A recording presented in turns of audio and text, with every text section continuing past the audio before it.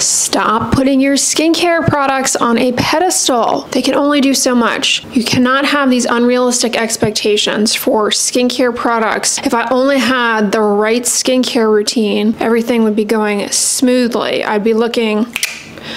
I don't know what that is all about. Skincare products definitely can make a difference in the appearance of your skin and can support overall skin health. That being said, there's a limit to what skincare products can do. And if you are hyper-focused on products and your routine only and expecting that to be the sole determining factor of how your skin looks, feels, and your overall skin health, you are missing out on the bigger picture. You are putting way too many eggs in a basket that is very small. So today we're going to talk about something you really need to invest in. If you haven't started, you need to start today, and that is exercise. Today we're going to talk about the skin benefits of regular exercise. Exercise is so important, not just for your skin, but for your total body, for your longevity. No, it's not about living to be a bazillion years old, okay? It's not about living forever, but it's about healthy aging. Trust me, you don't want to be in your 60s, 70s, immobile, falling. It really can make your quality of life so miserable. You'll be in and out of the hospital. Yeah, it can be a rough go. Wouldn't you rather have that zest for life rather than focusing so much on wrinkles and age spots? We all need to have the goal of being a zesty granny in mind, okay? Zesty granny. That's what we want. Out in the yard, socializing, staying in touch with family, moving about. Who cares if you have some wrinkles? It's the zestiness. Exercise is really important for how your body ages, okay? You're not going to escape aging, but it's all about how the process happens. And your skin, it's going to provide clues and it needs support from, well, exercise. What exactly is the point of exercising though for your skin, right? Like your skin is not your heart, it's not your muscles. Who cares, right? It's just a draping. Oh, no. All right. If you think that, you're on the wrong channel. When you exercise, it improves blood flow to the skin. That is important because with age, our circulation slows down a bit. And as a result, we get less optimal delivery of nourishing growth factors necessary to heal and repair damage. Blood flow is really important for delivering oxygen to the skin, to the dermis, so that things can heal, recover. Remember, skin is a vital organ. It is a defense against the external environment. Now, I know somebody in the back will be like, but what about my rosacea? Yes, I hear you. While exercise is good for improving circulation, for those of you with rosacea, you know firsthand that when you get your heart rate up, you get in a good sweat session, it can trigger your rosacea. But there are strategies around that, including having some cool water to sip on while you exercise, some cool compresses that can help offset rise in temperature to the face that precipitates a flush. Speaking of improved circulation, the other major benefit of exercise directly for your skin is better wound healing. And I know what you're thinking, I wasn't planning on going out into battle. What do I need to worry about wound healing for? Well, wound healing is really important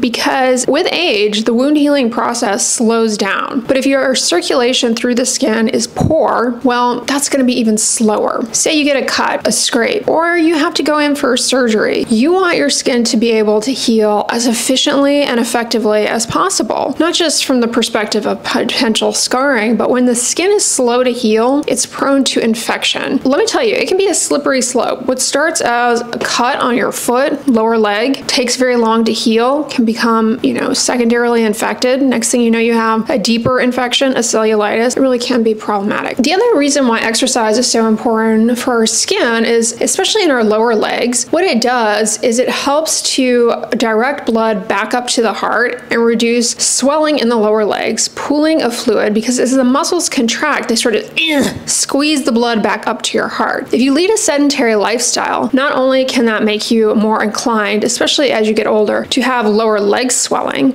which as a side note, further impairs healing. When you have all that fluid, if you do get a cut, it's like way more effort to close it with the swelling there. Also, when you have poor circulation, accumulation of that that pressure in the lower legs, guess what can pop out that nobody likes? Varicose veins, okay? Exercise, walking, using the muscles in your lower legs can help prevent the formation of varicose veins and those little spider veins. It's no secret that we have a problem with obesity and diabetes, insulin resistance. Exercise can help improve insulin sensitivity. There are so many conditions that can improve as a result of that. Insulin resistance is actually quite taxing for your skin. It leads to thickening of the skin and the formation of acanthosis nigricans. It also is associated with more stubborn acne. And guess what? If you didn't know this, you can get acne well into your older adult years. Check out my video on the skin signs of insulin resistance, but exercise is very important for optimizing insulin sensitivity. Exercise is also anti-inflammatory, and that's sort of a nebulous category because actually when you exercise, you generate some inflammation in the body, especially as you break down muscle, but long-term consistent exercise actually reduces the risk of chronic inflammatory states. And many skin conditions like psoriasis, eczema, rosacea, acne will be helped by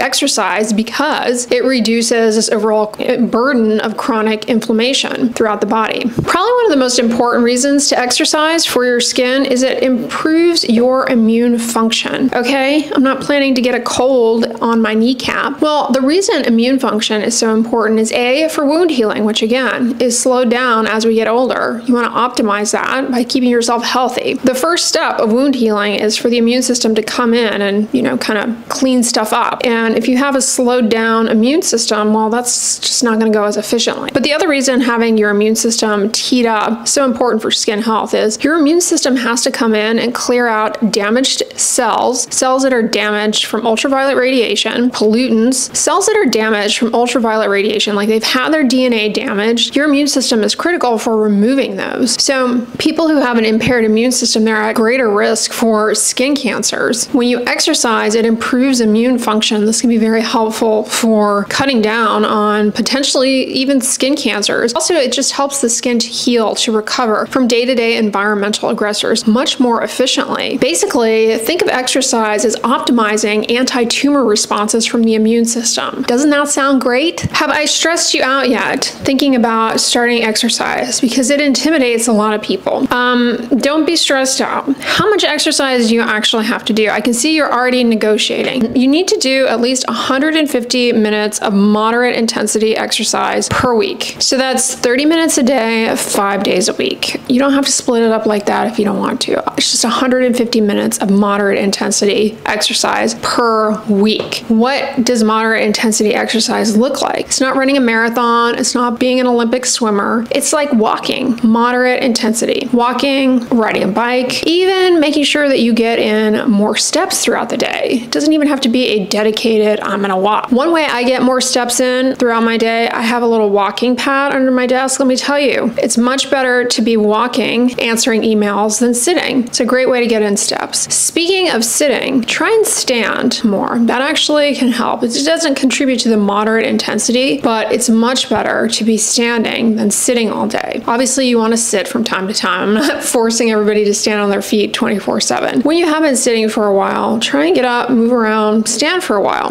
Definitely can make a difference. Try and park a little bit farther away every time you go to the store. Take the stairs. Really good for your heart, your muscles, your bones. Now, if you're somebody who does a really vigorous exercise, like you like to run, or you like to maybe do really intense yard work as part of your daily routine, well, you only need to technically do 75 minutes of that per week. Now, the 150 minutes of moderate intensity exercise per week, or the 75 minutes of vigorous intensity exercise per week, those are just, kind of general guidelines. But if you can do more, it's even better. Okay, so don't feel like you have to limit yourself to that. If you can do more, better. All right. Don't beat yourself up though if you're not able to get in exercise a couple of days a week, like it's just too difficult for you to work it in. It's all about the average. It's all about consistency, and what you do one day is not going to make or break things. All right. But you have to build the habits. Like, I can come on here and tell you guys that this is good for your health, and it's going to help your skin look better. It's going to help with anti-aging, but it's up to you to actually do it, which can be very difficult depending on your life circumstances, your schedule, and a variety of other things that may even be somewhat outside of your control. But make a plan to incorporate whatever type of exercise you are able to, and try and to get in that 150 minutes at least per week of moderate intensity exercise. For women in particular, this is very important because, you know, a lot of people hear about exercise as a means to regulate their weight, but you should also think about it as a means to preserve your muscle mass, because with age, we lose muscle mass, and that can actually be a really detrimental because it puts us at risk for falls. Remember, I told you that our skin is prone to tearing with age and poor healing. So not only is there that, but like now you're at a greater risk of falling because you haven't maintained your muscle mass. You can see how these little things really can add up quite quickly and land you in the hospital. I've seen it before multiple times. So you also need to be incorporating some form of resistance training or weight training. 2 days a week of moderate to high intensity resistance or weight training, very important, especially for women. It has a trickle-down effect for a variety of different systems in our body, and it's really just like, think of it as a goalpost for your overall longevity and quality of life. Like, it's going to help you so much, not just in how your skin looks, but in how you move around, how you live your older years. That's going to make a difference. It's also really important for your bones to maintain muscle mass and to work your muscles, because with age, the bones are going to thin. It's inevitable, all right? Nobody's bones are going to be the same as they were when you were a teen. It's just a pipe dream, all right? But you don't want to do things that, you know, exacerbate that, leave you with very brittle bones. Brittle bones coupled with sarcopenia, muscle loss with age, that is a recipe for a trip to the hospital. Yeah,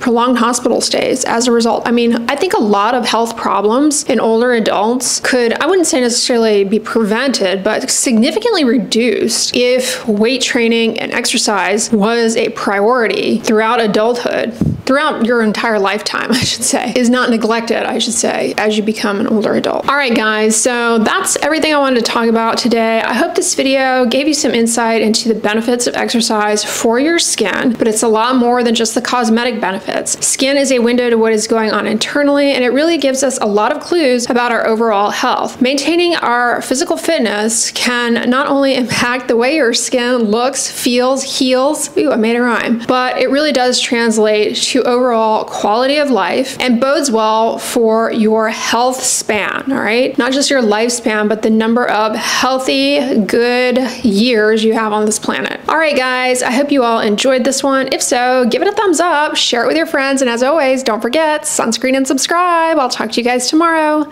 Bye.